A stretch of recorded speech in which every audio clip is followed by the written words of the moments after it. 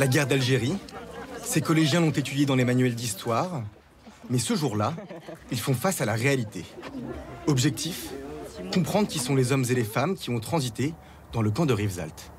Beaucoup de personnes qui venaient de plusieurs endroits différents, les Espagnols, les Harkis, plusieurs personnes regroupées qui essayaient juste de fuir la guerre. Ça fait mal de savoir qu'il y a vraiment des gens qui ont marché ici, qui ont fui et que c'est affreux de voir ça en vrai, quoi. Ça fait bizarre. À l'intérieur de ce mémorial, des documents, des photos, des objets témoignent de l'ampleur de cet exode. Dès l'été 1962, plus de 21 000 réfugiés algériens sont conduits ici. On les appelle les Harkis. C'est des personnes algériennes qui sont venues combattre avec les Français? Tout à fait. Les Harkis, ce sont des supplétifs de l'armée française. Les Harkis ont dû fuir leur terre natale pour un pays qu'ils ne connaissaient pas. Une histoire de France parfois méconnue et oubliée. Je pense à tous les gens qui ont été parqués dans les camps. Ça devait être horrible. En plus, personne n'en parlait, ils étaient coincés. C'est une tristesse, une forme de tristesse envers ce qu'on a pu faire avec eux, en gros. On se trouve ici dans une baraque.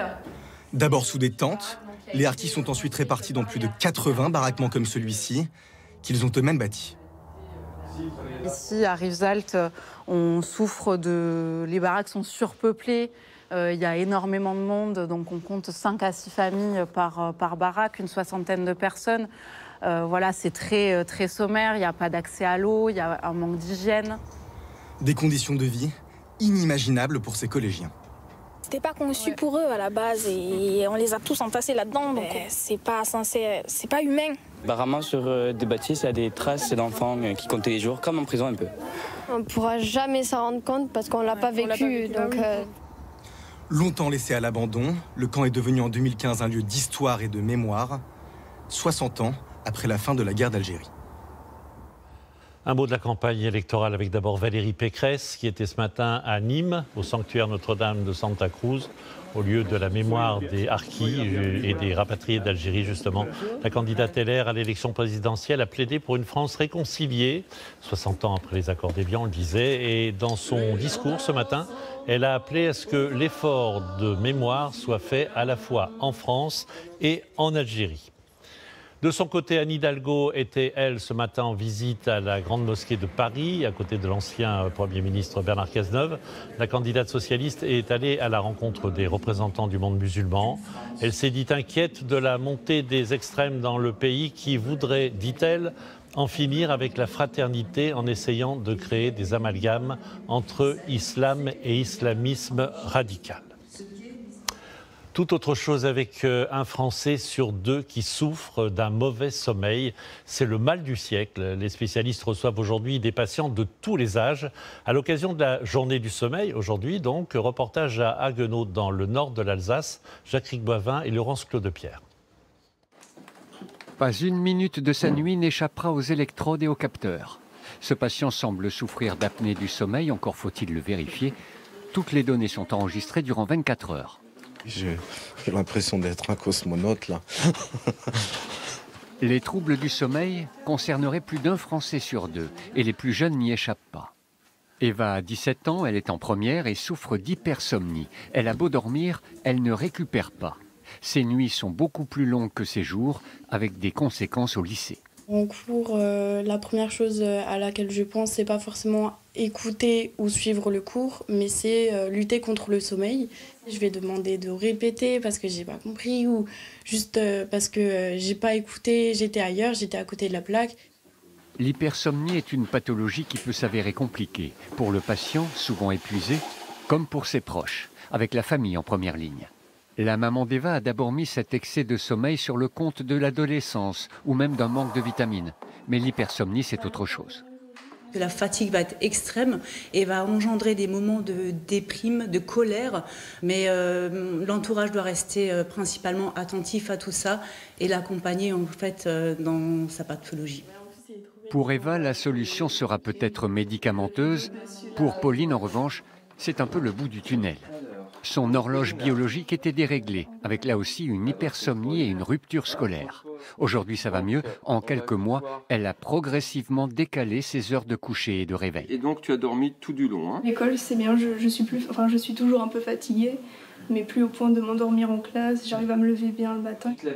Ce professionnel constate que les perturbations de notre horloge biologique interviennent de plus en plus jeunes. Dès le plus jeune âge, aujourd'hui, les enfants commencent à décaler. Et on sait que ces mauvaises habitudes prises dans l'enfance vont se retrouver dans l'adolescence. L'adolescent va devenir un couche-tard, lève-tard. Avec un effet jet lag, mais sans le voyage. Attention aux écrans, à abandonner 1h30 avant de se coucher. Et surtout, écoutez-vous, ne luttez pas contre le sommeil. Quand c'est l'heure, c'est l'heure. Venons-en à la bonne idée du vendredi. Il s'agit d'un site internet qui met en relation des voisins. Il crée du lien là où la convivialité a parfois disparu. Pour Claudine, que l'on va voir, il permet aussi de lutter contre l'isolement. À Lambersart, Marion Fiat et Pierre Hubez. Si Claudine sort de chez elle avec son appareil à raclette sous le bras, c'est qu'à 3 maisons de là, son voisin Antoine en a bien besoin. Ça va, ouais. Alors tu prépares ta petite fête? Ouais. Un prêt entre voisins qui donne surtout l'occasion de prendre des nouvelles en bavardant un moment. C'est un prétexte, hein, le bien aussi, enfin le bien, les objets pour échanger, pour partager, on se rencontre, on se connaît. Et pour élargir encore ses connaissances, Claudine s'est inscrite sur une plateforme qui réunit les voisins de toutes les villes, quartier par quartier. Hey, bonjour Dominique. Grâce à cela, elle a rendez-vous chaque jeudi après-midi avec des joueurs chevronnés de belote. Un rendez-vous immuable qu'elle ne louperait pour rien au monde. Le rendez-vous est là, il coupe la semaine et c'est très agréable parce qu'on pense à rien. On joue mais sans se prendre la tête. On essaie quand même de jouer parce que sinon on se fait engueuler. Parce que la belote, c'est tout aussi sérieux que rigolo, alors on plaisante. Je pense que les dames ne savent pas compter les poires. Mais bon, ça fait comptable, ça ne me dérange pas. Oh, il est gonflé. Et surtout, on partage de très bons moments de franche camaraderie, ensemble. Oui, parce qu'il ne faut pas non plus se prendre trop au sérieux, parce que ça perd son charme. Ça a été une opportunité de se rencontrer là il y a 2-3 mois et alors j'ai dit oui, c'est bien. Ça fait du bien moralement, ça fait une coupure. Rompre la solitude, créer des liens et pousser la porte de son voisin, tout le monde y gagne. Et quand des amitiés se créent vraiment, ça se termine toujours évidemment autour d'une petite pâtisserie pour rendre encore plus belle cette douce après-midi. La semaine de la francophonie aux États-Unis, dans le nord-est du pays, nos correspondants Mathieu Derrien et Julie Hacher sont allés à la rencontre d'habitants du Maine, un État à la frontière du Québec, qui compte encore des dizaines de milliers de francophones. Leur reportage. Le brouhaha des couloirs d'école se passe très bien de traduction.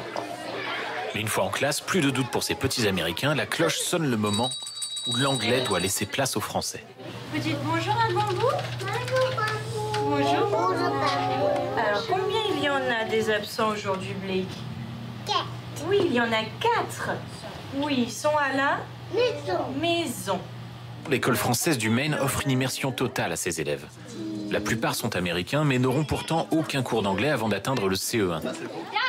Et il faut bien ça pour absorber une spécialité française un peu indigeste, la grammaire. Il y a des phrases. On a besoin de souligner le pronom personnel. Objectif, donner le goût de la langue et de la culture française aux jeunes générations et ainsi maintenir la tradition francophone du Maine. C'est souvent papy et mamie qui ont besoin de cette connexion avec leurs petits-enfants et de transmettre quelque chose à leurs petits-enfants. Et c'est souvent eux qui sont derrière et qui poussent papa-maman à aller chercher l'école française. Pour comprendre pourquoi ses grands-parents parlent français, il faut remonter le temps et un peu plus au nord. Le Québec est tout proche, et au 19e siècle, c'est de là que des milliers de francophones viennent chercher du travail dans les usines textiles du Maine. Aujourd'hui, les usines ont fermé, mais les descendants sont restés. Quand j'ai commencé l'école, j'avais 5 ans. Et continuent à raconter leur histoire, en français, évidemment. On parlait seulement en français, en maison. C'était interdit de parler français dans les écoles publiques. C'était la loi. Tous déplorent le recul irrémédiable du français dans le Maine. Aujourd'hui, à peine 3% des habitants le parlent, soit moins de 40 000 personnes. Il n'y a pas eu de support intellectuel, culturel et économique pour soutenir le français. Ce n'est pas comme auparavant, mais il y a quand même des gens qui s'intéressent beaucoup à la culture. Car ici, l'héritage français reste une fierté, comme dans ce restaurant à l'atmosphère très parisienne. Voici la photo de ma grand-mère, la petite Jacqueline. Mais n'allez pas demander à Michel de vous faire la causette en français. Enfin, pas pour l'instant. Je suis en train d'apprendre. Je prends des cours particuliers 1 fois par semaine. Heureusement, il y a un endroit où certains mots français sont universels, le menu.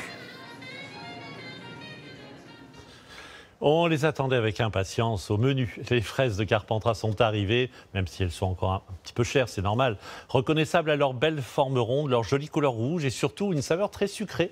Elles ne demandent qu'à être croquées dans le Vaucluse. Mathieu Perrault et Sylvain Fargeau. Ça y est, dans la serre de Jean-Paul, la récolte de la star du printemps vient tout juste de commencer. Les premières fraises de Carpentras sont arrivées à maturité.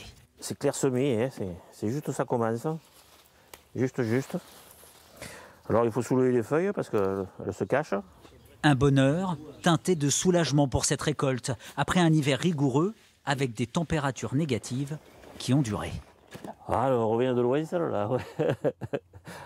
Pour vous dire, je crois que les premières fleurs sont arrivées vers le 10-15 janvier. Alors vous voyez, elles arrivent juste maintenant. Elles étaient attendues, et pas seulement par ce producteur. Aussitôt cueillies ce matin, direction le marché de Carpentras. Et pour les fraises de Jean-Paul, le succès est immédiat. Allez-y, monsieur, mettez-nous 2 barquettes. 2 ? Oui.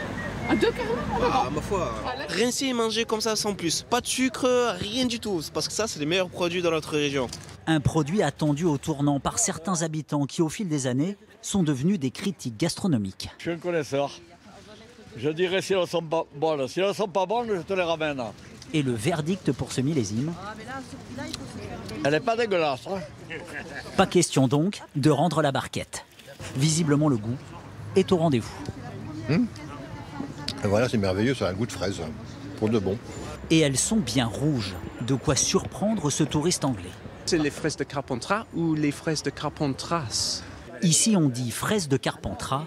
C'est même une marque déposée. Je suis ici pour les marchés aux truffes. Maintenant, c'est les fraises. Il repartira lui aussi avec une petite barquette, mais pas sûr qu'elle fasse le voyage jusqu'en Angleterre. Merci beaucoup.